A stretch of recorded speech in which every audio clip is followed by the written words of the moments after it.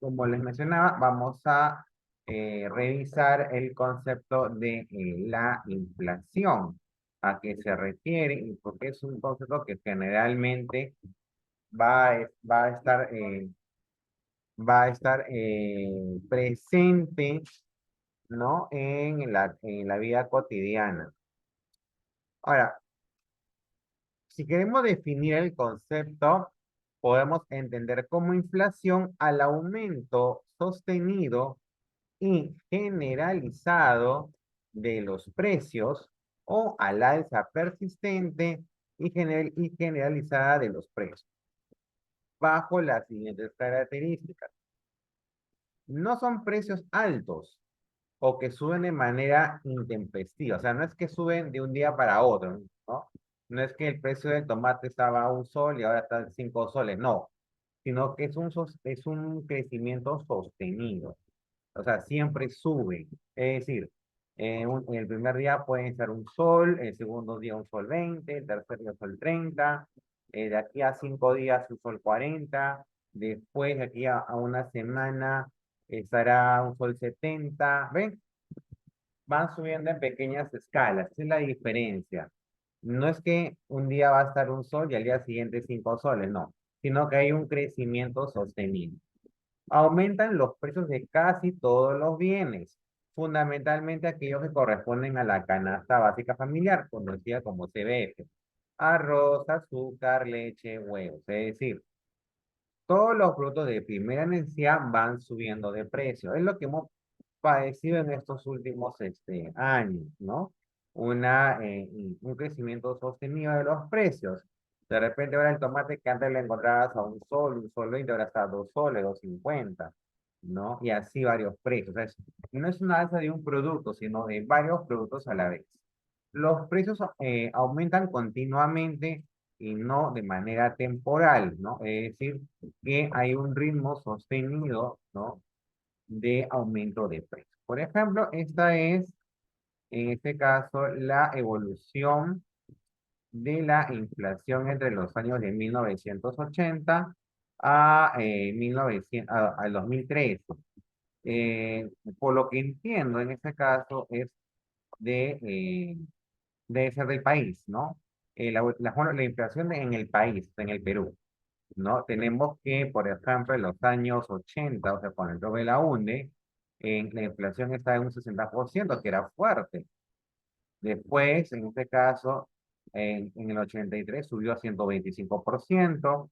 En el 85, cuando entró Alan García, estaba en 158%, baja en el 86, pero sube de manera vertiginosa a partir del año 87, con 114%. Después del 87 al 88 fue un crecimiento escandaloso, fue casi de 1.722%. En el 89 siguió creciendo a 2.775% de inflación y en el 90 subió, en este caso, a 7.649. ¿Ya? Posteriormente, cuando en este caso Fujimori aplica este shock, ustedes ven, la inflación cae a 139% y posteriormente en los años siguientes va descendiendo la inflación, 50, 39, 15, 10, tuvo un hipo en el año 96 a 11%, luego en el 97, 98, 99 llegó a bajar a un 3%. En el 2001, en este caso, un, este, ocurre un fenómeno llamado la deflación, que es cuando ya la inflación no sube, sino cae. Es un hito raro, extraño, ya no es común. Tanto así que en todos estos años solamente ocurrió en el año 2001. Posteriormente, en la época de Toledo, la inflación ha estado entre 1%, en el 2004 3,5%, de ahí 1%, bajó.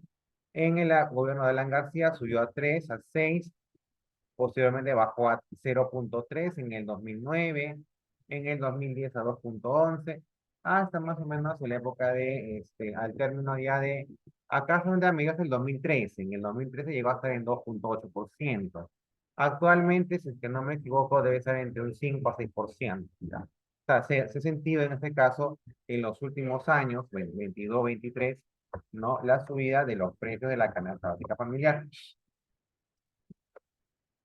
Ahora, un detalle, ¿no? La canasta de consumo básica, o sea, cuando te hablen de la canasta de consumo básica familiar, considera el rubro de alimentos, bebidas, vestido, calzado, alquiler de vivienda, combustible, electricidad, transporte, comunicaciones, esparcimiento y otros, ¿no? Porque son aquellos que de alguna manera satisfacen las necesidades del hombre. Clases de inflación. Generalmente se clasifica bajo tres formas. La llamada inflación moderada, cuyo rango de inflación va entre el 0% al 10% anual, no mensual, anual, ¿correcto? Pues actualmente, a pesar del fuerte del crecimiento de los precios, podemos decir que estamos en una inflación moderada, ¿ok? No es una inflación que haya pasado a los dos dígitos, hasta donde yo recuerdo. Posteriormente, inflación galopante lo llaman al rango de inflación de entre el 10% al 1000%.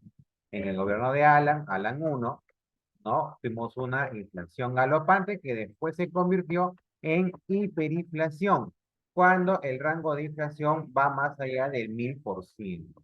Ahora, ¿cuáles son las causas de la inflación? ¿Por qué ocurre? Está impulsada por la demanda, es decir, se produce cuando se incrementa la demanda total, siempre y cuando el nivel de producción de bienes y servicios no varíe en el corto plazo, originando el alza de precios. Es decir, cuando en este caso hay un aumento de compra de productos y en ese caso la producción sea igual, o sea, no aumenta la producción. Entonces, se genera una demanda y por ende un alza de precios. Inflación por costos se debe al aumento de los costos de la mano de obra, materia prima, insumos, equipos, energía, entre otros. Por ejemplo, ¿no? ¿Cuál ha sido una de las causas que mencionan los economistas sobre la inflación que estamos viviendo actualmente?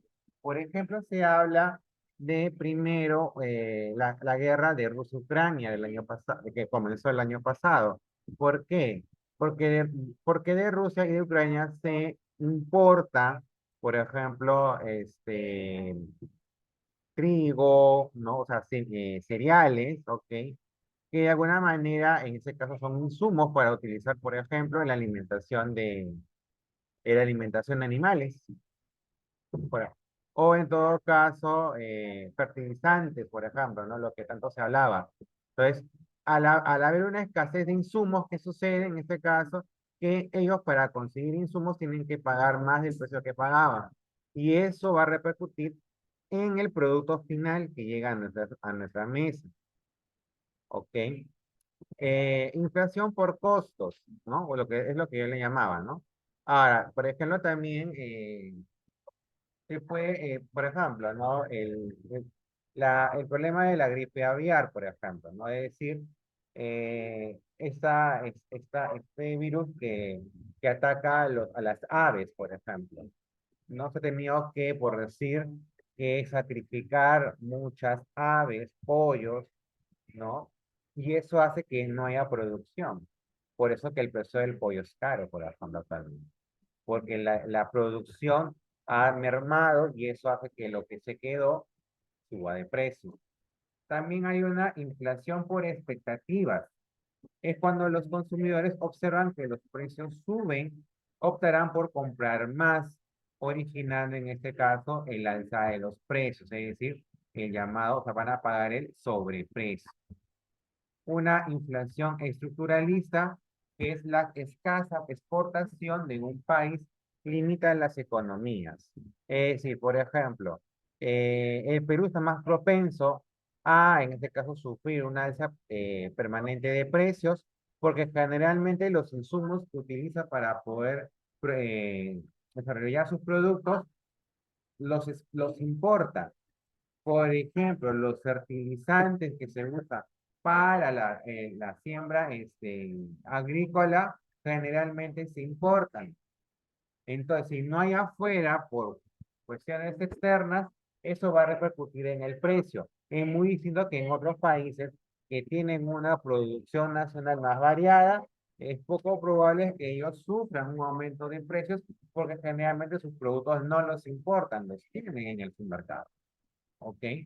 Entonces, eso hace que en algunos países, en este caso, haya países que sufran un aumento de precios y otros no tanto. ¿Ok? Ahora, ¿cuáles son las consecuencias de la inflación? O mejor dicho, ¿cuáles son los efectos? El efecto más importante es la pérdida del poder adquisitivo del dinero. Imagínate que con 10 soles ibas al mercado a comprar tomate, cebolla, papa, pollo, ¿no? Por decir. Ahora, por ejemplo, para comprar lo mismo, vas a tener que, en este caso, llevar 15 soles. ¿Ves? O sea, ya hay una pérdida del poder adquisitivo del dinero. O sea, ya con 10 soles no te alcanza para comprar lo mismo. Tienes que aumentar para poder comprar lo mismo. Crea incertidumbre sobre los pagos que deben realizarse a futuro. Es decir, esto afecta a prestamistas, a prestatarios y a ahorradores. ¿Por qué los afecta? En el caso de los prestamistas, porque en este caso, o sea, el valor que ellos prestaron va a disminuir y eso va a tener efectos en cuando ellos cobren las cuotas, en este caso con el incremento por el préstamo. A los prestatarios también, o en todo caso a los ahorradores, porque lo que tú estabas, en este caso, lo que tú estabas eh, almacenando, es decir, ahorrando, ¿no? El dinero que estabas guardando, el dinero que estabas guardando, ya en este caso, va a perder su valor adquisitivo. Es decir, si tú ahorrabas 100 soles, de repente de aquí a un año esos 100 soles, el poder adquisitivo de esos 100 soles disminuye a prácticamente de repente 90 soles. O sea, no nominalmente, sino que el poder adquisitivo, o sea, lo que tú comprabas con 100 soles, ya no va a ser lo mismo. A eso me refiero. En el caso de los prestamistas, ya me refería a que, por ejemplo, ellos cuando te prestan, en este caso, ese dinero, ¿ok? Ellos esperan recibir un retorno, pero ese retorno a futuro ya no va a tener el mismo valor adquisitivo que del primer momento. Ya, entonces, en el caso de los prestatarios es porque ellos tienen, o sea, lo más probable es que en este caso los pueda afectar porque es posible que puedan ser sujetos a un incremento en las cuotas de pago. ¿Ok? Por la disminución del valor, en este caso, del dinero que van cancelando. Se desajusta el sistema de precios, es decir, toda la estructura tiene a cambios permanentes, se elevan los costos de transacción, las empresas asumen costos nuevos cada vez más, perjudicándolas, se deteriora la distribución del ingreso y la riqueza, porque hay menos riqueza. O sea, si bien nominalmente te pueden dar lo mismo, pero ese valor adquisitivo en este caso es mucho, mucho, mucho menos.